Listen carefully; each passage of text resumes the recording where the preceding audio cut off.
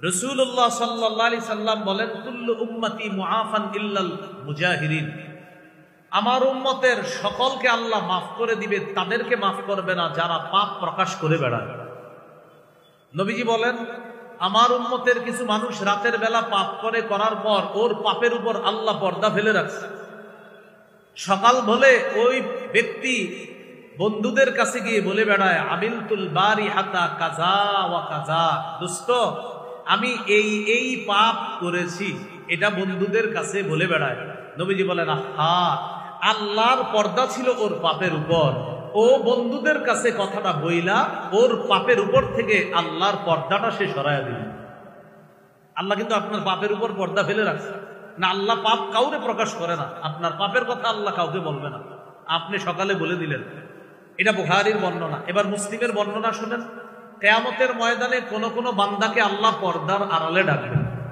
পর্দার আড়ালে ডাকার পর আল্লাহ বলবেন, আতারিফু যামবা কাযা ওয়া কাযা, আচ্ছা তুমি কি এই পাপ স্বীকার করো?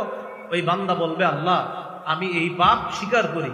3 বার স্বীকৃতি নেওয়ার পর আল্লাহ তাকে বলবে, তোমার যেই পরিমাণ পাপ, যা কিছু ভালো কাজ আছে, আমি আল্লাহ ওই ভালো কাজের কারণে তোমার আমল নামাটা ডান হাতে দিয়ে দিলাম, পর্দার আড়ালেই তোমাকে মাফ করে দিলাম। আর ওই তোমার পাপ আছে ভয়ঙ্কর, যেগুলো স্বীকার করলা, আমি এগুলোর উপরে পর্দা রেখে দিয়েছিলাম, এই জন্য সবার সামনে যেন প্রকাশ না পায়, তাই পর্দার আড়ালে তোমার হিসাবটা নিলাম, আমি আল্লাহ এটা গোপনে রেখে দিলাম। তাহলে আমি আপনি প্রকাশ করে দিলাম, আল্লাহ গোপন করে রাখলেন, আপনি প্রকাশ করে দিলেন। তাহলে আজকে 3 নম্বর গুরুত্বপূর্ণ কথাটি মনে রাখবো, পাপ হয়ে যাওয়াটা স্বাভাবিক মানুষ হিসাবে, কিন্তু হয়ে গেলে সবার কাছে বলে বেড়াবো না। প্রয়োজনে ছাড়তে যদি না পারি, কোনো আল্লাহওয়ালা আলেমের কাছে আমি বিষয়টা শেয়ার করি। আমাদের অনেক যুবক ভাইয়েরা ফেসবুকে পাপের কথা শেয়ার করেছেন, স্ট্যাটাস দিয়েছেন, কেটে দেন, রিমুভ করে দেন, বন্ধুদের কাছে শেয়ার করে এই নাটকটি আমি দেখেছি। ডিয়ার ফ্রেন্ডস, তোমরাও তোমাদের অভিমত শেয়ার করো।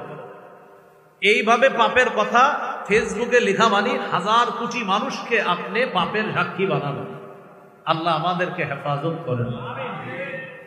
এইগুলো আজকে 3 নাম্বার আলোচনা। 4 নাম্বার, আজকে থেকে যে কোনো পাপকে পাহাড়ের মতো মনে করব। কিসের মতো? এবার আমার সাথে বলেন, মুমিন বান্দা যে কোনো পাপ পাহাড়ের মতো মনে করে। পাপাচার যে কোনো পাপ মাছির মতো মনে করে। এবার আমি এক অংশ আমি বলবো, বাকি অংশ আপনারা বলেন তো, মুমিন পাপকে কিসের মতো মনে করে আর পাপাচার? সহিহ বুখারীর বর্ণনা, আব্দুল্লাহ ইবনে মাসউদ রাদিয়াল্লাহু তাআলা আনহুর বর্ণনা, তিনি বলেন, ইন্নাল আবদাল মুমিনা ইয়ারা যুনুবাহু কাআন্নাহু কাঈদুন তাহতা জাবালিন ইয়াখাফু আইয়াকা আলাইহি। মুমিন বান্দা গুনাহকে মনে করে পাহাড়, এই পাহাড় আমার উপরে, এই পাহাড় পড়লে আমি মারা যাব। মুমিন একটা গুনাহকে মনে করে পাহাড়। ওয়া ইন্নাল ফাজিরা ইয়ারা যুনুবাহু কাদুবাবিন মাররা আলা আনফিহি। পাপাচার গুনাহকে মনে করে মাছি নাকের ডগার সামনে দিয়ে গেছে আর আসছে, কোনো ব্যাপার না। উদাহরণ, এই এলাকার এক ব্যক্তি গত 20 বছর মাশাআল্লাহ তার নামাজ ছুটে নাই।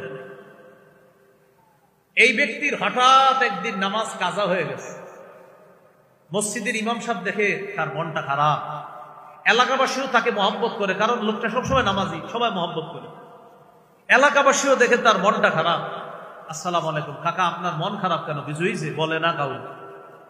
সর্বশেষ ইমাম সাহেব রাত এশার নামাজের পর রুমে ডাইকা নিয়ে বলে, কি ব্যাপার, আপনার মনটা খারাপ? আমার সাথে একটু বলতে পারেন? চোখের পানি ছেড়ে দিয়ে বলে, হুজুর গত 20 বছর আমার নামাজ ছুটে নাই, নামাজ কাজা হয় নাই। আজকে আমার একত্র নামাজ কাজা হয়ে যাওয়ার পর এই পর্যন্ত আমার খাবার দাবার কোনো কিছুতে মন বসে না, বাজার সদাই সন্তান পরিবারে আমার মন বসে না। আমার এই 20 বছরে একত্র নামাজ কাজা হয়ে গেছে। এই বিষয়টা আমি হুজুর মেনে নিতেই পারতেছি না। এটা হলো মুমিনের পরিচয়। একজন পাপাচারের নামাজ কাজা হয়ে গেছে।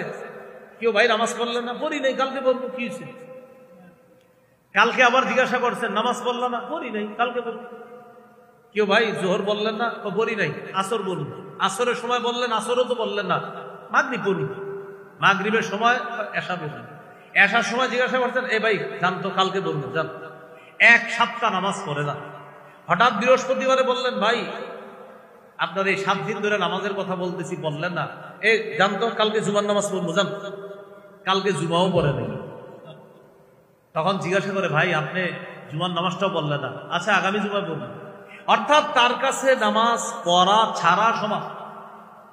সে নামাজ মানে মাঝে মাঝে বন্ধুরা ধৈর্য টৈরা নিলে হয়তো যায়, কিন্তু নামাজ ছেড়ে যাওয়া, পড়া মানে এটা কোনো ব্যাপার না। ভাই নামাজ পড়ছেন, পড়ছি কেন, পড়ছি মন চাইছে। পড়েন নাই কেন, মন চাইছি পড়ি নেই, মানে কোনো ব্যাপার না, মাসি। আর একজন ইমানদারের কাছে একক নামাজ মনে হবে যে এই দুনিয়াও যদি আমার ছুটে যায়, একক নামাজ একজন ইমানদারের কাছে মনে হবে এই দুনিয়ার মধ্যে যা আছে এর চাইতে আরো বেশি দামি। এটা আব্দুল্লাহ ইবনে মাসউদ রাদিয়াল্লাহু তাআলা আনহু বলেন, ইমানদার গুনাহকে মনে করে পাহাড়ের মতো, পাপাচার বান্দা গুনাহকে মনে করে মাছির মতো। তাহলে বলেন তো, আজকে থেকে যে কোনো গুনাহকে আমরা কিসের মতো মনে করব? আল্লাহ তৌফিক দান করুন।